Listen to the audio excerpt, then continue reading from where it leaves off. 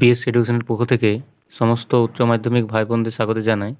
যারা এই সবেই টেস্ট পরীক্ষা দেবে তাদের জন্য আমি একটি প্রশ্ন প্রস্তুত করেছি, তোমরা দেখে নাও প্রত্যেকেই এবং তোমাদের বন্ধু বান্ধবদের সাথে প্রচুর পরিমাণে শেয়ার করো, যাতে তারাও এই প্রশ্নগুলি দেখে উপকৃত হতে পারে।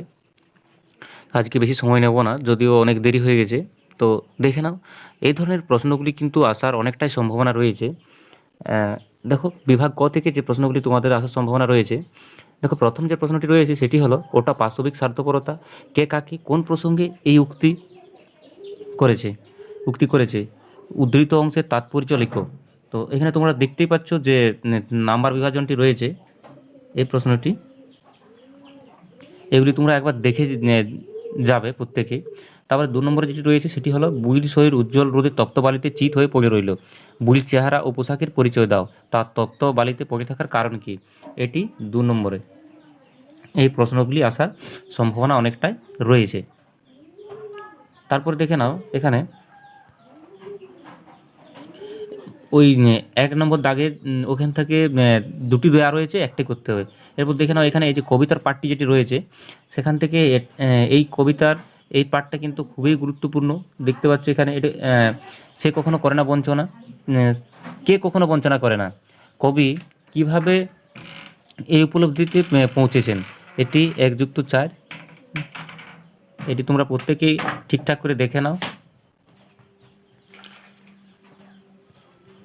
তারপর দেখো 2 নম্বর দাগে যে প্রশ্নটি রয়েছে সেটি হলো, আগুন জ্বলল আবার, কবিতায় আবার শব্দটি ব্যবহারের তাৎপর্য কী, আবার আগুন জ্বলল কেন, এই ঘটনা কিসের ইঙ্গিত দেয়। এখানে এই দুটির মধ্যে তোমরা পেয়ে যাবে শিকার কবিতা এবং রবীন্দ্রনাথ ঠাকুরের যে শেষে লেখা কাব্যগ্রন্থের যে কবিতাটি রয়েছে রূপনারায়ণ কুলে, সেখান থেকে এই দুটির মধ্যেই আসার সম্ভাবনা রয়েছে।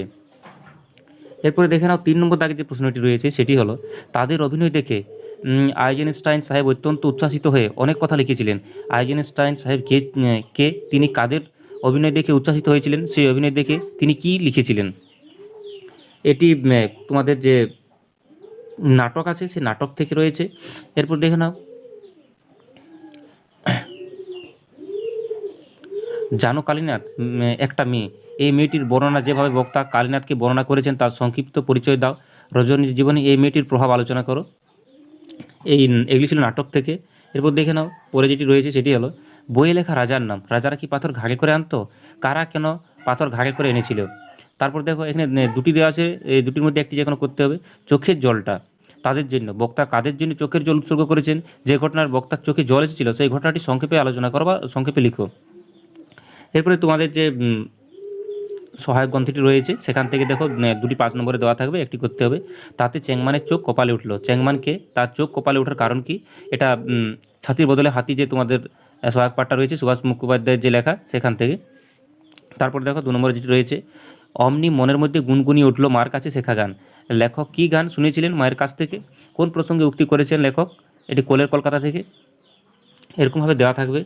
এরপর দেখে নাও, বাংলা সাহিত্যের যে ইতিহাস সেখান থেকে বাংলা গানের ধারায় রজনীকান্ত সেনের অবদান আলোচনা করো। তারপরে পট শব্দটির অর্থ কী, বাংলায় লোকশিল্প হিসেবে পট শিল্পের সংক্ষিপ্ত পরিচয় দাও। তারপরে 3 নম্বরে রয়েছে, বাংলা চলচ্চিত্রের ধারায় পরিচালক মৃণাল সেনের অবদান আলোচনা করো। তারপরে দেখো এখান থেকে 4টি দেওয়া রয়েছে, এখান থেকে তোমাদেরকে 2টি করতে হবে। বাঙালির চিকিৎসা বিজ্ঞান চর্চার ইতিহাসে নীলরতন সরকারের অবদান আলোচনা করো।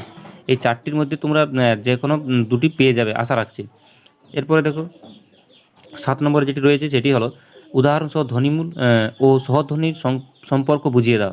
2 নম্বরে রয়েছে দেখো, প্রত্যয় কাকে বলে, ব্যবহারিক প্রয়োগ অবস্থান অনুযায়ী প্রত্যয়কে কয়টি ভাগে ভাগ করা আছে ও কী কী, প্রত্যেক ভাগের একটি করে উদাহরণ দাও।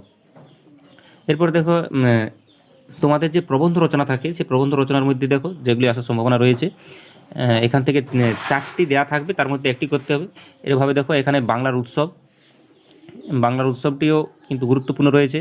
এছাড়াও তোমাদের আরও 3টি অপশান রয়েছে এবং এখানে যে অপশানগুলি দেওয়া রয়েছে সেগুলিকে তোমাদেরকে লিখতে হবে। এই যে দেখো পয়েন্ট যেগুলি রয়েছে সেই পয়েন্টগুলিকে লিখতে হয়। তারপরে দেখো এখানে প্রদত্ত অনুচ্ছেদটি প্রস্তাবনা বা ভূমিকা রূপ গ্রহণ করে বিষয়ের গভীর প্রবেশ করে। এখানে দেখো নতুন মাস্টারমশাই, এটাও কিন্তু অনুচ্ছেদ রচনা, এটিও লিখতে হয় তোমাদের। তারপর দেখে নাও, এখানে প্রতিপক্ষের যুক্তির অসারতা প্রমাণ করে সপক্ষে যুক্তিক্রম বিন্যাস করে প্রবন্ধ রচনা করো। এরপরে এরপর আরও আছে, এটা মতের পক্ষে যুক্তি দেওয়া রয়েছে। এরপরে বাকিটা দেখে নাও, যে জীবনী তোমাদেরকে আমি আগের ভিডিওতে যেটি বলেছিলাম যে প্রবন্ধ কোনটি করবে তোমরা, তো দেখতে পাচ্ছ এখানে আমি বিবেকানন্দের যে জীবনী, সেই জীবনীটা দিয়েছি এখানে। দেখো এখানে দেওয়া রয়েছে, এগুলিকে একটু তোমাদেরকে ঠিকঠাকভাবে লিখলেই কিন্তু এখান থেকে নাম্বার পাওয়া যায়। তো এই ছিল তোমাদের বড় প্রশ্নের সাজেশন টেস্টের। এরপর দেখো এখানে যে এমসিকিউগুলি রয়েছে, এগুলি তোমরা একটু দেখে নাও, কারণ ভিডিওটি অনেক বড় হয়ে যাবে আর তোমাদের এমনিতে আজকে সময় নেই। তো যাই হোক, তোমরা শর্টগুলি কিন্তু ঠিকঠাক করবে। আর যে প্রশ্নগুলি তোমাদেরকে দেওয়া হলো সেগুলি যদি তোমরা কমন পাও, প্রত্যেকেই কমেন্টে জানাবে।